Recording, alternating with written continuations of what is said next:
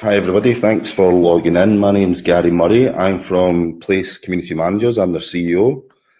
Please note that just after this presentation we'll open the webinar for Q&As where you can type in your questions into the chat room on your sidebar. I'm going to be talking today about a brief introduction to the role of the Owners Association and the methods used for procurement and monitoring of FM providers. As I said, my name is Garry Murray. I'm the CEO of Place Strata Management LLC, or we call ourselves Place Community Management. We've got over $2 billion in assets under management, mainly residential, commercial or mixed use. I've personally got 12 plus years experience in FM and OA. We employ over 50 direct staff and have hundreds of indirect staff. We've got hundreds of FM and specialist contracts annually. As I said, related mostly to residential and commercial projects. So my first point is, what is an owners association? Some of you might be aware of what an owners association is, some of you might not. So I'll just give you a quick introduction to what an owners association is. Now the quote I've got there is directly from the land department's directives, that the OA is responsible for the management, monitoring and maintenance of common areas within the jointly owned property, and each unit owner is a member of the OA. They also play an active role in facility and property management as well as strategic facility management, required to discharge their role responsibly. So what that actually means is that each project, although they've been built by a developer or sub-developer, the minute that one of the units is sold to a third party, it becomes jointly owned property. When it becomes jointly owned property, it needs an owners association manager, which I'll explain in a minute, and it ultimately will form a board of owners to represent the rest of the owners to manage their asset. They effectively become the client, even though there's more stakeholders involved, which I'll move on to shortly. So what is the Owners Association manager? The OA manager is independent. What we mean by independent is we're independent to facility managers, we're independent to property managers, we're independent to real estate brokers, we're independent to the developer. Our job is to act in the interest of all of the owners and in the interest of the asset. We represent all the stakeholders. It's our job to bring all those parties together for the benefit of the asset, which can be a challenging job. The stakeholders are the developer, the contractor, government entities like RERA, Land Department, Dubai Municipality, Dubai Civil Defence, Turkeys, all these sort of things. Financial institutions, we obviously need to deal and work with the banks, financial auditors, and people that supply those sort of services to the association. Obviously the facility managers and the service providers for the specialist services. Tenants, even though we're owners association manager, we still need to manage the tenants, and management of the owners for the benefit of the asset. The client representative, our clients are all of the owners. We're not just representing the board, we're not just representing a handful of people, we represent everybody, which means that we end up with a challenging task, because ultimately we need to do the right thing and be able to document that accordingly. We may be appointed by the developer, we may be appointed by other parties, but ultimately we represent the investors and owners of the project. We need to be professional, which means we need to have the interest of the asset and the owners at heart. Sometimes we actually need to protect them from themselves.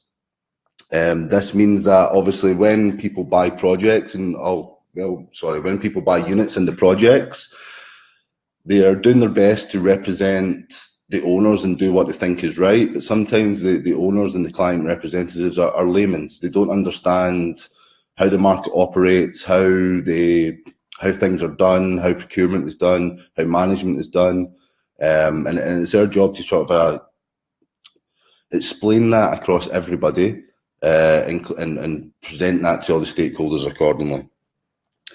Finally, we need to be ethical. We need to do the right thing for the asset. Even if it's the hardest thing to do, we need to do the right thing, and that comes back to not just operations, that comes into procurement and how we manage our service providers. I don't believe in the constant hitting people with a stick method of managing service providers. I believe that we need to collaborate with each other and we need to work with each other. That's what's going to get the best. In an operational environment, things are going to go wrong, things are going to happen, but it's the working relationship and how we recover from them that makes the difference. So I touched earlier about who the stakeholders are involved in a jointly owned property. This is important for the service providers to understand, as it's not as simple as just being contracted with the manager. The manager sometimes has 2 or 3 different people that he needs to report into or to get approvals or to pass resolutions and the like. So the people that are involved in a jointly owned property, the owners obviously, the developer who built it, he may or may not still remain involved in the project after handover. Some of them retain assets, some of them sell all the assets. It really depends project to project. Obviously, you've got the association manager. You've then got the service providers, which can be anything from the total FM to specialist contractors and individual FM. You've got the tenants who are occupying in the building. You've got the owners who own. And finally, you've got the regulators. The regulators will be master community. They will be the government entities such as Dubai Municipality, Dubai Civil Defence, people like this. And you've also got the Land Department and RERA, who are the regulators. The regulators are getting more and more involved in how the assets should be run and maintained, and are actually influencing how procurement is getting done at this point in time.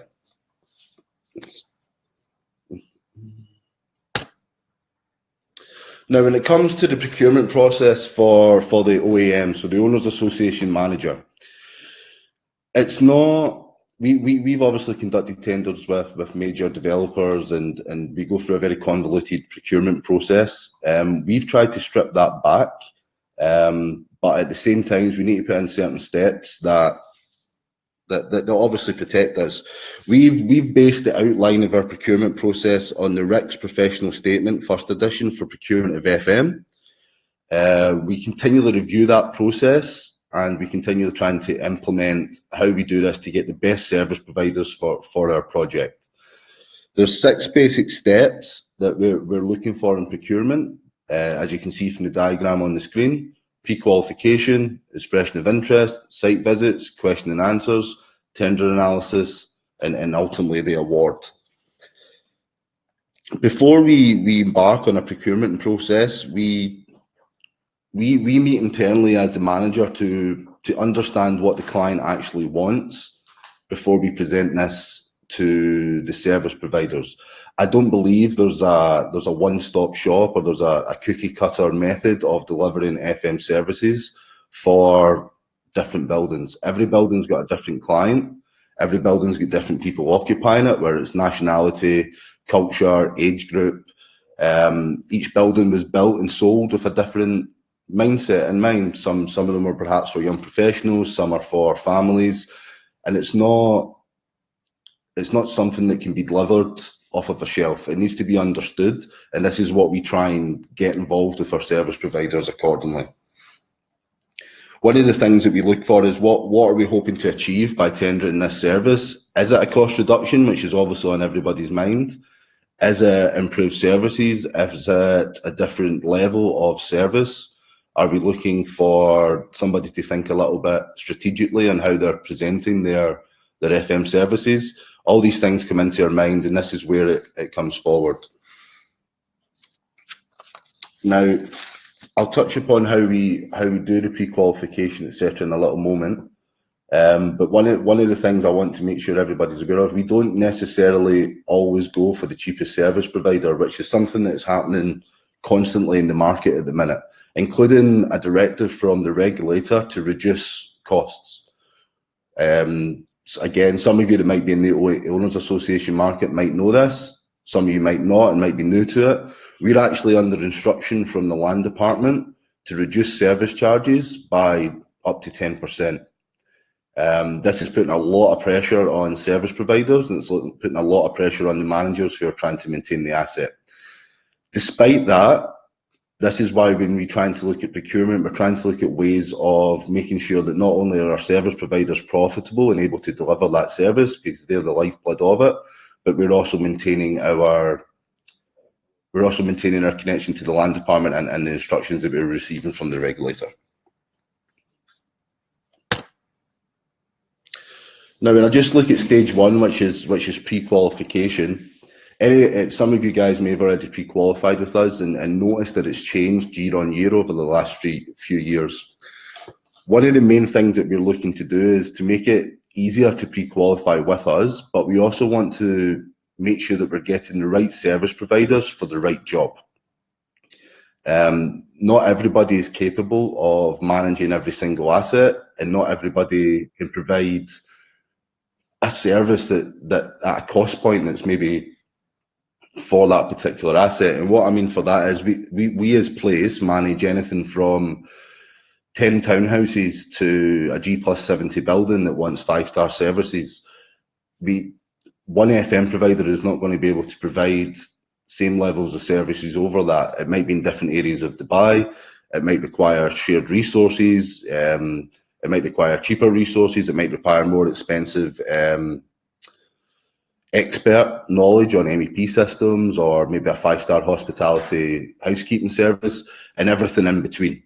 So this is when it comes to our review process, where we request documentation outlining what the facility management company have done before, what projects they're looking at, what insurances they have, how do they look after the accommodation of their labour camp, what sort of manpower they have. Do they only have one expert in a particular field, and perhaps he's getting shared across 100 projects? That's not going to be beneficial to my client. Ultimately, the facility management provider is representative of Place and representative of the owners association to everybody within that project. So we need to make sure that we're putting the correct people in the correct projects to do the correct job. And that doesn't necessarily mean at the cheapest price. One of the things that we do at the back end, which is why we go through this pre-qualification process, is I have a team of people in-house that will review all of your documents, will conduct site visits, either with your knowledge or without your knowledge, that we're doing site visits of your project, so we can see the sort of a level of service, and obviously review your company profile so that we can rate you guys into certain categories of who can deliver what. We're not going to put somebody who's never managed a super skyscraper or at a 5-star level, who've never had that on their portfolio. They're not going to go in at that level, and vice versa. We're not going to be looking for 5-star FM providers to go into a 10 townhouse project with very little FM work actually going on. We need to do that, and that's the purpose of the pre-qualification process. So not to waste our time, but also more importantly, not to waste your time in tendering. As I said, it's a work in progress, but that's roughly the process that we're looking to follow at that particular time. Now, when we go through the tender process, we issue an expression of interest to the pre-qualified service providers. That expression of interest is to basically whittle down the larger list into the people that are actually interested in participating. The reason why we do that is because we don't want a cut and paste from your business development manager with your standard rates and your standard price. If you're bidding for one of our projects, we want you to care about bidding for that process and put the time and effort into it. This is why we've tried to extend our tender processes up to maybe 60 to 90 days, rather than 2, 3, 4 weeks that maybe would have happened in the past. That's why we review this tender process every year, to try and make it better and better. Once we get the response to the expression of interest, we will invite every single service provider for a site visit at the same time. We won't have 3 or 4 or 5 different site visits. We will have one site visit, and that allows us to get our times correct. It allows us to manage our resources to make sure that you have the right people showing you the right things on the project. and it gives everybody the same length of time to ask questions, clarifications, etc. Now, when we go on the site visit, one of the things that I ask my staff to do is not to actually allow questions at that particular time. There could be some small clarification to be said, but what we prefer you to do is make a note of all of your clarifications and submit them in writing. Now, the reason why we do that is we want to make sure that every single clarification gets answered and it gets issued to everybody at the one time. That's a fair tender process. It might not be fair if your company has 100 questions and somebody else doesn't have one, but ultimately we want to make sure that everybody's answering the same questions so we can get to the analysis stage with as much information correctly, and in knowing that whoever we've issued this tender document to is able to, it has all the information basically that we've put forward.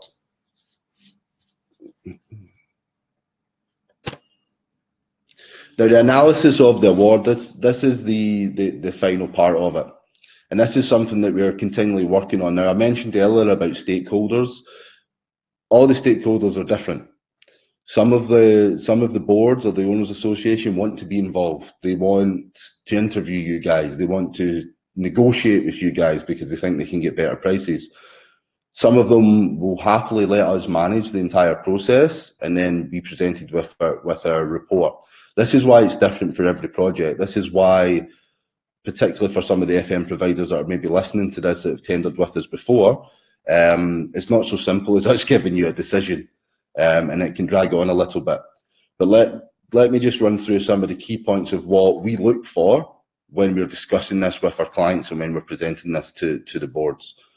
For us, the commercial is the last to be reviewed.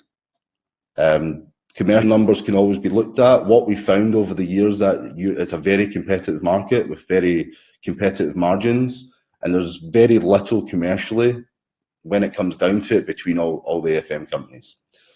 So what we start to look at is certain key points behind the submittal. Have they being the FM providers, met all the key deadlines for the submission? Did they show up for the site visit? Did they respond to the EOI in time? Did they submit the document correctly? Has it been submitted in the correct format? Now, as part of our RFP, we've got a pricing document at the back, and we've got an appendix at the back that we request things in a certain format. What we find is that 9 times out of 10, it's submitted in your format, because that makes it easier for your procurement department, your business development department to submit their tenders. We've tried to match our sort of a documents amongst all the things that came back to us, but there's a reason we're asking for this in that format. And it shows you guys as well that there is actually an attention to detail and you have actually read the document. The reason why we want it in certain formats is because that's how it gets presented best to our clients. You're not presenting to a master developer or a major developer that has 100 people in a procurement department. You're pitching to 5 to 7 laymen. So we need it presented in a certain way that they will understand. That is why we request that, and it's important to me that the attention to detail is there. Have they, again, being the FM provider, understood the project? Now, as I touched upon earlier again, each project is different. We don't like it when FM companies just believe that we're an addition to their portfolio and it's another number on their books. Every building's different. Every building in its own right has hundreds of people in it. It has its own challenges. It has its own way of working. And we need to make sure that the FM provider has understood that. What is important to the project? And when I touch upon it later, I go into a bit more detail about that. But have you understood the project? Have you understood what we're looking to deliver? Have you understood what the client's looking for? Have you shown value in the submittal? Now, that comes from understanding the project and understanding what we're looking to do. This is something that gets fed back to us quite a lot by our clients and by the regulator, that it's a labour contract. All we're doing is getting manpower and labour. I don't believe that. I believe that the FM companies are beginning to do that because it's becoming a competitive market, so it's becoming price per manpower. But that's not what FM is. That's not what I understand facility management to be. Facility management is looking at the asset and providing the best service for that. Whether that's innovative in what you're doing, whether that's sharing resources, whether that's enhancing technology, that's fine. But that is the value in your submittal. What is the FM provider going to give me that's different to all the other FM providers? That goes on to my last point. Did they provide any key value ideas to the submission, potential improvements, or cost saving ideas? And one of the examples I've got for that,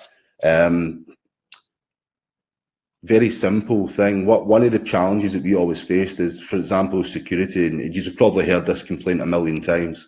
You'll get a complaint from a client that the security guard's sleeping, or he's hiding, or he's not there, or you can't see him. Standard complaint. One of the security companies that we deal with, and I won't name them, actually procured Bluetooth chips that would go at certain areas of the project that is picked up by the mobile phone and security guard that they're supplied with. And basically, they need to walk by at certain things. It proves their route. It proves that they've been in certain areas at certain times, and it takes away the uncertainty of the client that they're paying for a security guard to do his job. We get detailed reports every single day of where they've been, what's happened, and we were invited to the headquarters of the FM company to show how that is reviewed and monitored by their senior security manager. So all on GPS tracking, they can all see it. That will then improve their response times, but it also reduces all the reactive work that they need to do because they're being proactive in what they're doing. That additional cost, it was tiny. It was absolutely tiny in the commercial bid, and they ended up winning projects from it. That was a level of innovation that got done that answered a problem that we were facing with no real investment whatsoever. And it's these sort of things that we're looking for, not just in security, but in housekeeping and MEP and specialist services. What value are you bringing to it? We get presentations all the time from FM about how they've got energy saving, or how they've got CAFM, or how they've got call centres, or how they've got XYZ, or how they're clustering projects. But the reality is that we're not seeing how that's going to add value to your submission. You're focusing on how it looks to your company, but how does it actually affect the end user of what we are doing? That needs to be shown for you to show that value.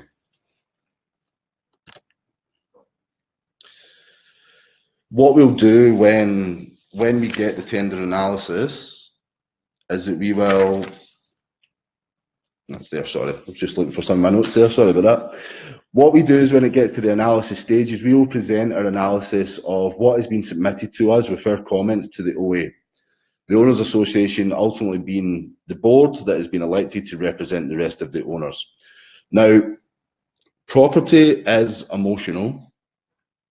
It's probably one of the most expensive things, if not the expensive things anybody's ever going to invest in. Even if you're renting, particularly in Dubai, it's very expensive. But when you buy, it's one of the most emotional things that you can buy. People care about it, and when emotions become involved, that means logic goes out the window, right? So what us as a manager and what you as an FM provider needs to understand is you're not dealing on a strictly contractual or a strictly business relationship. You're dealing on an emotional relationship. The diagram that you've got in front of you is it's a diagram of 5 senses: touch, sight, taste, hearing, noise. What we train our staff to do is when they walk into a project or when they walk into their asset in the morning, what does it look like? What does it smell like? What does it sound like? Not necessarily what it tastes like, but what does it touch like? So one of the things we'll look at, is it clean? Does it work? The doors closed? Are handles straight? Are signs straight? Is the notice boards updated? This is all things the FM provider can help with, and it might sound small in the grand scheme of things when you're maintaining billion dirhams of plant, but it's ultimately what the owners and the occupiers see. It's what they smell. Does it smell like damp? Does it smell like a hotel? Can you see that it's been cleaned? If I touch the floor, does it have a layer of dirt on it, or a layer of dust? These are the sort of things people see. Is it noisy? Can we hear the FCUs making noise? Is there a noise in the elevator? When we open a door, does it open without sound, or does it click and clank when we open it? These sort of things are what they really expect. They expect the plant and machinery to work. There is no owners walking around lift machine rooms or into where the fire life safety systems are. Nobody's going in there and listening for vibration of the machinery. They're walking into lobbies. They're walking into basement car parks. They're in common corridors. They're in the gyms, the swimming pools. They're in these areas. What they only expect is they expect to walk into the gym, for example. There's paper towels. There's water. The weights are put back. The machines are clean.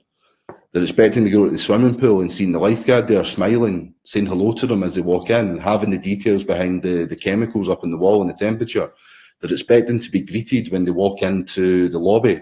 They're expecting their guests to be met friendly and be logged in a timely manner. They don't want old notebooks at reception. They don't want a pen that doesn't work. They don't want doors not opening. They don't want to come in from the car park and there's rubbish lying around the car park and it's 100 degrees because the AC is not quite working in the lift lobby because it's in basement 3 because it's the less of people's attention. This is all things that people are sensory about. People see it and this is what they complain about. Now the issue as an OA manager of what we have and when we go into monitoring service providers is that the OA manager takes the blame and takes the brunt because there's a lack of understanding of what the OA manager should be doing on behalf of the FM. Now, when I talk about monitoring later on, you'll see what I mean about that. But this is the sort of expectations that the owners and the occupiers have.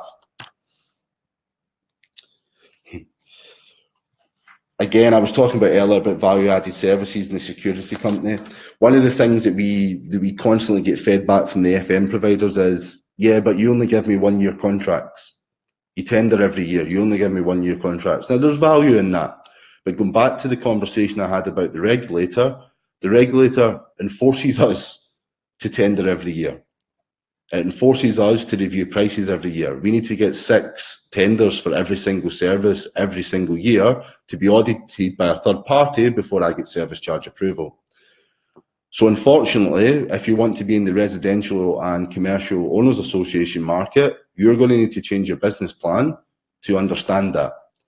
You're going to need to provide value to the services and to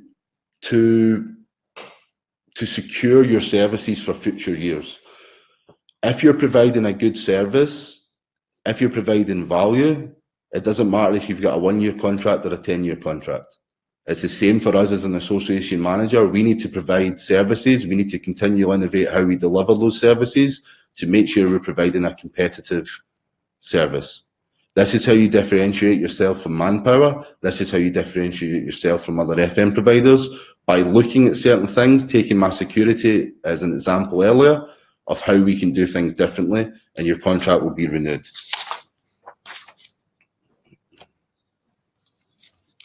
Now, our expectations as an OA manager is slightly different to the OA. We understand it a bit more than the sensory aspect of it. We want you guys to work with us. I've been doing this now in Dubai for over 10 years, and I have the same conversations with the same FM guys every year. You all come in when it's time to renew contracts, or when it's time to bid new contracts, and tell me about all the wonderful things that you're doing. And you probably are. CAFM systems, call centres, Internet of Things, energy performance contracts, all of this stuff is getting spoken to us every time we tender. The reality of what we find is that there's a disconnect between then the manager and the FM provider and then delivering the services to the client. Because we see each other as service providers rather than seeing each other as a team to deliver that service. One recent conversation I had with a leading FM company was in regards to, it's a project that's been maintained by them for several years. And I disagreed with their method of tendering or what they wanted us to do. And the reason being, every project that is an owners association project has a third party reserve fund calculated. That reserve fund takes every single asset that's been installed in that project, takes its life cycle, takes its whole life cycle, takes its cost to install and adds inflation, etc., to give you a 10, 15, 20-year plan of that asset. Out of all of my projects, I don't believe that one FM company has asked me to review and see that, which is strange to me because those assets should be logged into your CAFM system, and that is how you should be then doing your PPM and reactive maintenance. Because not all assets are the same, not all assets are maintained the same, not all assets have the same lifespan. You guys know that as the expert. That's where we're looking for your expertise. But we have tools to help you. We've got third-party condition reports done by independent bodies. Again, a handful of FM companies will probably have asked me for this document so that they can see it. This is documents that are getting submitted to the land department. Now imagine if you took my reserve fund and you took my condition report, which we mandatory need to do by law, factor that into your PPM schedule, have a review of your manpower allocation based on the actual assets for them and their lifespan and their condition of them, and then price me to maintain them in that way. That is going to prevent me having two HVAC guys sitting downstairs that's costing me 10, 11,000 a month. It's going to stop me having carpenters, painters, masons, plumbers, electricians, etc., because you can then deploy them as and when required based on the information that you have. When we get a repair report from an FM provider, it's actually, okay, you need to replace this bit of plant. But none of it's tied to the reserve fund, none of it's tied to the reserve fund study, none of it's tied to the asset list. It's just this bit of plant broke, we need to replace it. This is where your accountability comes in, and this is where the understanding needs to come in with the OA manager. If I've got a piece of machinery that's meant to last me 15 years, and after 7, I'm replacing a fair part of it that's not in the O&M manuals, then I've got an issue with that. Because if you've been maintaining it for X amount of years, it should maintain as per the manufacturer's guarantees. But that's not what happens. And what we see, and this is where the frustrations of the owners come in, is there's a lot of money getting spent because of the management of the assets is not being done at a higher level to understand what you have, the condition of them currently have, and how we can prevent them from failing in the future. The feedback that I've had from FM is that, yeah, but you only give us 1 year's contracts, why should we invest? To me, that you're not investing. You're actually doing your job. Your job is to list all of those assets and then maintain them accordingly. That is your job. If you need certain things repaired, replaced, brought up to a certain standard, it's the responsibility of the FM provider to provide that back to the OA manager and partner with them so we can present that to the client as to why we should be doing this. What we find happens is that the FM provider reports to the OA manager, sometimes, not all the times, and they're leaving the OA manager to pitch this to the client. This is where we need more of your involvement. We need you guys meeting with us weekly, bi-weekly, monthly. We need you guys there reporting with us. You're part of that team. That is what needs to happen, and that is my expectations as an OA manager. And this is how I see the future of how we manage these projects going forward. Now, in terms of monitoring, we all know the terms SLAs and we all know the terms KPIs. The OA manager is not there to spy on the FM provider. We're not there to hit you with a stick. This is a mentality in this part of the world to punish and penalise service providers. Don't pay them, they've not done their job. I'd rather procure you differently. It's a win-win-win situation for me. If the FM provider's doing his job, that means people will be happy, that means people are happy with me, and that means everybody's life is easier and we keep continuing to get work. There is monitoring that needs to go in place, but if we're all happy, then that leads to further business development and reputation. What we're trying to do is engage with the FM provider in bilateral SLAs that we both agree with, and we're more than open to negotiate service level agreements based on the particular asset rather than it being a common SLA with tangible KPIs. KPIs that are monitorable and actually mean something rather than just being there as part of the contract's sake.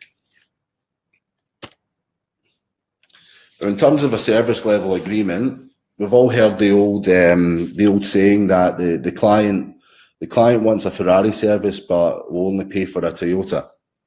That's probably true, but ultimately the mechanic still needs to do the same job. He needs to service the engine, he needs to service the tyres, he needs to service the fluid levels. It doesn't actually really matter what the badge is on the front of it. It should still be maintained, it should still be serviced. The only difference is the cost and price of parts. But the actual work to maintain that and the FM being the mechanic shouldn't really change, to be honest. You all have tool times, you all have level of times that it takes to maintain certain things. You should be able to price that accordingly. The only way to make that competitive, rather than sharing resources or reducing your resources, is to look at the asset condition, look at its life cycle, and then maintaining it accordingly to that. Obviously, as an FM provider of the hard and soft services, there's a minimum service level that needs to be applied, and this is what I outlined earlier on expectations. What we expect is that it's safe, secured, and clean. After that, the rest of that is in the details. We will get 95 to 98% of people happy if it's clean, safe, and secure. Because as I said, they expect the plant and machinery to work. We encourage the cooperation and communication and dual input into agreements. We have been approached before by certain FM providers who wanted to be involved in developing the SLAs and the KPIs, but ultimately it's never quite delivered. But I do think if we're going to work on a bilateral and a cooperation agreement, we need to discuss with you guys when it comes into how we're actually going to operate the asset that you're putting forward. We don't want to think of it as being part of a portfolio. If I give you a building that's worth $500 million dirhams and I give you a building that's worth 2 billion dirhams, you need to maintain that. That asset should be the most important thing in your FM team's lives, because that is what they're engaged to do. We are also trying to work on an output-based agreement. We used to give you inputs, but what we found with that is that it did end up being a very manpower and labour comparison, which isn't necessarily true. If I'm telling you we need 5 of this and 5 of that, then you're not going to be able to provide me any of that innovation or any of that additional services that we're looking for. So what we've done is we've started to change our contracts to output and started to change our tenders to output. We provide the minimum level that we're looking for, and if you can provide that with X amount or by doing X amount of things, then great. We'd rather not compare you on labour and manpower, because at that stage it's just a commercial decision. We want a best service. The challenge that we've got is that we need to use it as a fixed price agreement. We can't put in variation agreements, and we can't have cost plus or pass through services. It needs to be fixed price. This is because to develop the model of the service charges that the land department wants, we need to submit these budgets in advance. That is a challenge, but it's a challenge that we can overcome. It's been further challenged because budgets are being audited by third parties now before they're approved for service charges. And there's escrow accounts coming in as well for the Owners Association. So being able to pay variations becomes difficult. So we're going to need to work with each other to get the service level agreements and obviously factor in some level of risk for that. When it comes to KPIs, I'm a big believer that the KPIs should be targeted against the strategy we're trying to achieve. They need to be realistic and achievable. For example, if we've got a service level agreement or a KPI that says all maintenance tasks have to be completed within the scheduled month, and there's 5,000 of them in a scheduled month to be done, but your KPI is 90%, that means 10% is not getting done. That's 500 tasks. Now that may be very detrimental to the asset, but you've passed your KPI. We need to look at how does it impact the business, how does it impact the strategy, but at the same time, it needs to be fair to the client and it needs to be fair to the service provider. KPIs should not be set up to punish. KPIs should be set up to make sure we're hitting a standard to maintain the asset. Yes, there needs to be a mechanism for failure in the contract, as there needs to be anywhere, but if you're setting up somebody to fail before you start, then there's no point in starting in the first place. So what we're going to be working on and what we're going to be reviewing for the next batch of contracts is specific KPIs for the asset and specific service level agreements after conversation with the FM providers of how we're going to develop this and what is fair to be done. It needs to be challenging, so it makes sure that we're at a high level of standard, but it also needs to be achievable. Otherwise, you're just setting up people to fail. I think I've spoke for long enough. I think I've hit 40 minutes now, so I think we're at the Q&A stage. If there has been any questions, and I'll answer them accordingly.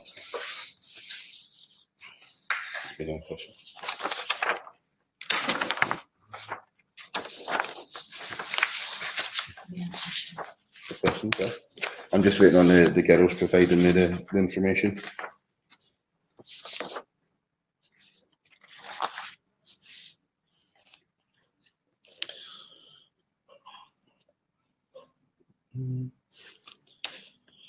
Just while we're here, just a little bit of housekeeping at the end. I just thank you for attending and listening to me. If you didn't understand my accent, that's fine. Nobody else does. The presentation will be getting sent across to everybody, and including if we've run out of time for Q&A, we will be sending over any answers over to everybody. If you do want to hear more from me, because I do like the sound of my own voice, I'll be presenting at the FM Expo this year, which takes place from the 17th to the 19th of September. Look forward to seeing you there, and you can get me on my email, which is garry@place.ae. Just having a look at some of the questions now. What is your biggest challenge as an OA? Wow, great question. 100 answers. My biggest challenge is being able to deliver the expectations of our owners and of our clients. With the limited resources and the limited commercials that we get from it. I think it's a very similar issue that FM is facing. But ultimately, I also think that we're overcomplicating things. Like I said earlier, we look to make it clean, we look to make it secure. And if we do that, a lot of our issues go away. I think one of the biggest challenges is making sure that we're monitoring and we have our eyes on the project pretty much in real time to make sure that we're meeting these satisfactions, because ultimately it's a 24/7 job. How do you compare, measure performance of different suppliers or comparing building performance? Okay. What we look at doing, obviously, as I said, we've got SLAs and KPIs that we look to monitor, and they're always evolving as we go along. But one of the things that we look at is basically the level of complaints that we feed back. Now, we don't just take level of complaints just because we get a complaint, that means it's an actual real complaint. We do investigate it, and we do try and be as fair as we can with the service providers that we've got. One of the things that we always say at the start of it is that, listen, we're here to work with you. Things will go wrong. It's how you react to those things that come about. One of the main things that I'm looking for is a consistency and making sure that the same mistakes are not being repeated. The only way that we can do that is by reviewing how operations are going on, by reading new reports, by having meetings on site, and then from there, that's how we look to monitor our service providers. How can you evict a subleased apartment which the landlord allowed? Wow. Short answer, not very easily. The long answer is that there's a process which involves the Dubai municipality, and it basically takes a lot of time. It's not as easy as other parts of the world where basically there's a timeline on it. It's a very difficult process to do at this point in time. When it comes to the sort of a short-term holiday lets, there's obviously, we need to make sure they're licensed, we need to make sure that they've got certain insurances in place. But when it comes to sort of a bachelor sharing and things like this, then we need to go down the Dubai municipality, Dubai civil defence route. We've managed to evict some. Some are still there. It's a challenge. There's no easy answer to that question. Can you help with SLA on the Owners Association making payments on time? 100%. Biggest challenge we have is making payments on time due to everything, not issuing service charges on time, not collecting on time, which is part of our job as an OEM, and even down to making payment. I think the biggest way and the best way of making sure people are getting paid is making sure we're in constant communication, making sure we're collaborating with people, and also informing people ahead of time where there might be a challenge in making payments. It's a big bugbear of mine that people don't get paid for doing their job. People should be paid for doing their job. That includes you guys, and it includes me as well. It's something that I want to get a lot better at. But there is challenges. There's challenges in getting payment. But I do think if we collaborate and we communicate a lot better, then perhaps it'll take away some of these issues and headaches. Any regulation or code available in the market to audit FM providers? I think this is the last question, and then I need to hang up on you guys, and then we'll answer the rest via email. In terms of regulation, not overly, to be honest. There's a lot of different standards being used. Some guys are using international standards. Some people are using the Middle East standards. Some people are using the British standard. Then some people are referring back to RICS and their standard. I think that's also a challenge that the FM providers and everybody else, all the other stakeholders, need to get involved in. What is the standard that we're looking to achieve? We need to be realistic of where we are in the Middle East at this point in time. It is a new market, even though it is maturing every day. In terms of other areas of maintenance in other countries, it's still relatively new. We also have the additional challenges of the types of projects we've got, the super skyscrapers, the super projects, the expectations, the weather, the climate that we're currently living in. So I think it's up to the Middle East, and it's up to the FM providers and all the other stakeholders to make our own standards, because some of it might not, the international ones can't apply here. It's a different part of the world. I think that's us. If there's any other questions, we'll answer them. As I said, thank you for listening. I'll see you at the FM Expo. And yeah, thanks. Bye.